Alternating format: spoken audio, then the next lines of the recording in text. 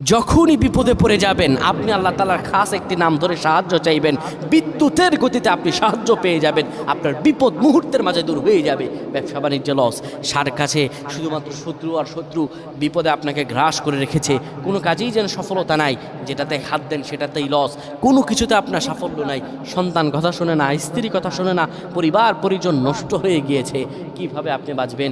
প্রবাসে আটকা পড়ে গেছেন, আসতেও পারেন না, কোনো কাজও পাচ্ছেন না, আপনি আমলটা করেন।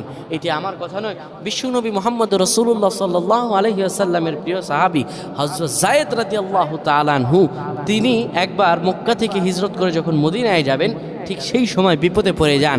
ওনাকে একটি লোক বিপদে আটকে ফেলে এবং ওনাকে হত্যা করার চেষ্টা করে।